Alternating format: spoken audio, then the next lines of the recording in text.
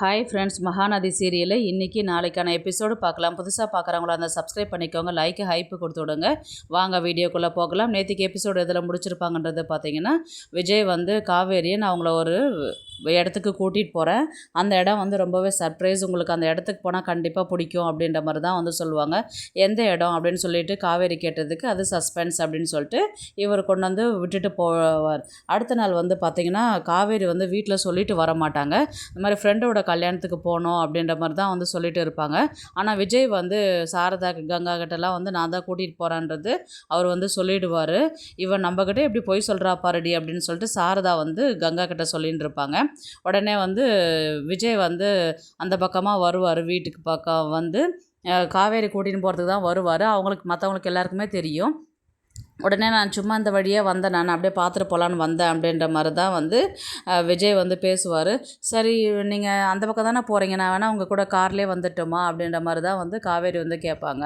உடனே வந்து சிக்னல் கொடுத்துக்குவாங்க சாரதா வந்து கங்காக்கிட்டையும் யமுனாக்கிட்டையும். சரி சரி நீங்கள் கிளம்புங்க, அவளே கேட்குறா இல்லைப்பா, கொஞ்சம் விட்டுட்டு போயேன்ப்பா அப்படின்ற மாதிரி தான் வந்து சாரதா வந்து சொல்லுவாங்க. சரிங்கம்மா அப்படின்னு சொல்லிட்டு கிளம்புவாங்க. காவேரி முன்னாடி போகும்போது விஜய் வந்து எப்படியாவது சக்ஸஸ் ஆகணும், அவள் வந்து கல்யாணத்துக்கு சம்மதிச்சிடணும் அப்படின்ற மாதிரி தான் வந்து சொல்லிட்டு போவாங்க. அதெல்லாம் சம்மதிச்சிடுவா, நீங்கள் போங்க போங்க அப்படின்ற மாதிரி தான் வந்து சாரதா வந்து விஜயன் காவேரி அமுச்சு விடுவாங்க. அவங்க காரில் ஏறி கிளம்பி போகும்போது இவன் நம்மகிட்டே போய் சொல்லிட்டு போகிறா பாருடி அப்படின்னு சொல்லிட்டு அவங்க சொல்லுவாங்க. உடுமா எத்தனை நாளைக்கு அப்படின்ற மாதிரி தான் வந்து அவங்க கிண்டலாக பேசின்னு இருப்பாங்க. விஜய் வந்து கேட்பார் காரில் வரும்போது, எதுக்கு நீங்கள் என்கிட்ட நான் தான் கூட்டின்னு போகிறேன்னு நீங்கள் டைரெக்டாகவே சொல்லியிருக்கலாமா, எதுக்கு அவங்கக்கிட்ட போய் சொல்லிட்டு வந்தீங்க அப்படின்னு சொல்லி கேட்டதுக்கு, இல்லை நான் டேட்டிங் போகிறேன்னு சொல்லிட்டு நான் ஏற்கனவே சொன்னேன், அதை வந்து அவங்க கிண்டல் பண்ணிட்டு இருக்கிறாங்க, அதனால தான் நான் சொல்லலை அப்படின்ற மாதிரி தான் வந்து சொன்னதுக்கு, என்ன டேட்டிங்கா அப்படின்ற மாதிரி தான் வந்து விஜய் வந்து கேட்பார். ஆமாங்க, இது எது வந்தாலும் வீட்டில் ஃப்ராங்காக சொல்லிடுறது என்னுடைய பாலிசியாக இருந்தாலும் நான் சொல்லிட்டேன் நான் அப்படின்ற மாதிரி வந்து சொன்னதுக்கு, இதை வந்து அவங்க வச்சு செய்வாங்க, கிண்டல் பண்ணுவாங்க, அதனால தான் நான் சொல்லலை அப்படின்ற மாதிரி தான் வந்து சொன்னதுக்கு, சரி இப்போ நம்ம எங்கே போகிறோம் அப்படின்ற மாதிரி காவேரி வந்து விஜய்கிட்ட கேட்கும்போது, நம்ம வந்து சென்னைக்கு போகிறோம் அப்படின்னு. சென்னைக்கா, இல்லை ரிட்டன் 7 மணிக்கெலாம் ஆகிடலாம், நம்ம போகலாம் வரீங்களா அப்படின்ற மாதிரி வந்து கேட்டதுக்கு, அதுதான் எந்த இடம் அப்படின்ற மாதிரி தான் காவேரி திரும்பவும் கேட்பாங்க. அது சஸ்பென்ஸ், வாங்க அப்படின்னு சொல்லிட்டு நேராக வந்து விஜயோடைய பழைய வீட்டுக்கு தான் வந்து நிற்பாங்க காரில். அப்போ வந்து காவேரி சொல்லுவாங்க, நான் இந்த வீட்டுக்கு நான் வந்திருக்கிறேன், அடிபட்டிருக்கும் போது ஒரு நாள் உங்கள் வீட்டுக்கு வந்துட்டு அதுக்கப்புறம் தான் நான் கிளம்பி போனேன் அப்படின்ற மாதிரி தான் வந்து காவேரி வந்து சொல்லுவாங்க.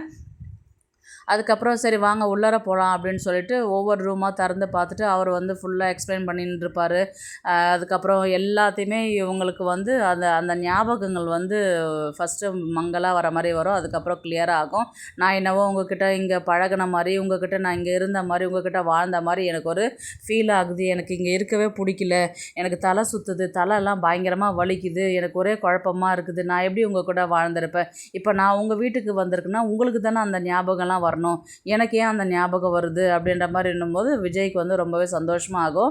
இருந்தாலும் அவங்க தலை வலிக்குதுன்னு சொல்லும்போது, சரி ரொம்ப டென்ஷன் ஆகாதீங்க, ரொம்ப ஸ்ட்ரெஸ்டாக ஆகாதீங்க, சரி நம்ம இங்கேருந்து கிளம்பிடலாம் அப்படின்ற மாதிரி தான் வந்து சொல்லுவாங்க. இல்லை ஒரு வேளை எனக்கு அடிபட்டு மறந்ததுனால எதனா என்கிட்ட எதனா நீங்கள் சொல்லணும்னு எதிர்பார்க்குறீங்களா அப்படின்ற மாதிரியும் காவேரி கேட்பாங்க. விஜய் வந்து எதுவுமே சொல்லவே மாட்டார்.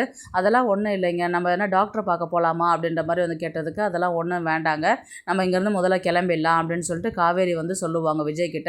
உடனே வந்து பார்த்திங்கன்னா இவங்க காரில் வந்துட்டுருப்பாங்க. காரில் வரும்போது பார்த்திங்கன்னா காவேரி மாசமாக இருக்கும்போது அந்த ரோட்டில் நடந்து வாக்கிங் மாதிரி போவாங்க இல்லையா, அந்த ஞாபகத்தை பார்த்துட்டு, ஒரு நிமிஷம் காரை நிறுத்துங்க, காரை நிறுத்துங்க, நான் காரை விட்டு இறங்கி அவங்க நான் இந்த இடத்துல நடந்து போயிருக்கிறேன்னா, இந்த இடத்துல நான் உங்கள் கூட நடந்து போன மாதிரி எனக்கு ஒரு ஃபீல் ஆகுது, நான் இங்கே இருந்தேன்னா எனக்கு ஒன்றுமே புரியலையே, யோசிச்சா எனக்கு தலை வலிக்குது, எனக்கு ஏதாவது என்கிட்ட நீங்கள் சொல்லணும்னு எதிர்பார்க்குறீங்களா அப்படின்ற மாதிரி திரும்ப திரும்ப அவங்க கேட்பாங்க. விஜய் வந்து எதுவுமே சொல்லவே மாட்டாங்க. ஏன்னா அவங்களுக்கு டென்ஷன் ஆகி இது தலை வலிக்கிற மாதிரி கம்ப்ளைண்ட் வர மாதிரி இருந்தால் அது ரொம்ப சீரியஸாக கொண்டு போய் விட்டுருன்றதுனால அவர் எதுவுமே சொல்லவே மாட்டார், அப்படியே அமைதியாகவே இருப்பார்.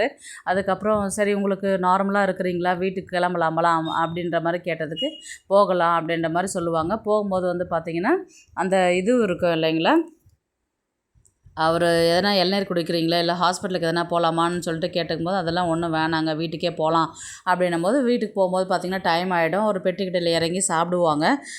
பெட்டி கடையிலெல்லாம் நல்லா டேஸ்ட்டாகவே இருக்கும், நீங்கள் சாப்பிட்டு பாருங்கள் அப்படின்ற மாதிரி தான் வந்து விஜய் வந்து சொல்லுவார்.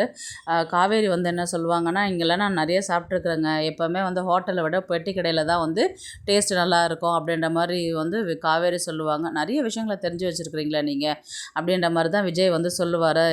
அப்படின்னு சொல்லிட்டு இவங்க சிரிப்பாங்க. சாப்பிட்டுட்டு நேராக கொண்டு வந்து வீட்டில் விட்டுட்டு போவாங்க. விட்டுட்டு உடனே அவங்க தூரம் விட்டுட்டு போவாங்க. நேராக காவேரி மட்டும் தான் தனியாக வீட்டுக்கு வர மாதிரி வருவாங்க. என்னடி கல்யாண ஃபங்க்ஷன்லாம் நல்லபடியாக முடிஞ்சுதா அப்படின்னு. ஆமாம்மா, எனக்கு ஒரே டயர்டாக இருக்குது, நான் போயிட்டு ட்ரெஸ் சேஞ்ச் பண்ணுறேன் அப்படின்ற மாதிரி தான் வந்து போவாங்க. இவங்க 2 பேருமே வந்து சிரிச்சிங்கன்னு சரிடி சரிடி அப்படின்னுவாங்க.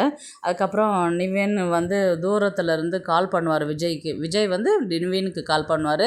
நிவின் வந்து பார்த்தீங்கன்னா, நீங்கள் இன்னும் கிளம்பலையே, எங்கே தான் இருக்கிறீங்களா, நான் இதோ வரேன் அப்படின்ற மாதிரி தான் போவாங்க. அப்புறம் நடந்த இன்சிடெண்ட் எல்லாம் வந்து நிவின் கிட்ட சொல்லுவாங்க. இப்போ பழைய ஞாபகங்கள் வருதுன்னா அது ரொம்பவே சந்தோஷமான விஷயமாச்சு அப்படின்ற மாதிரி நிவின் வந்து கேட்பாரு.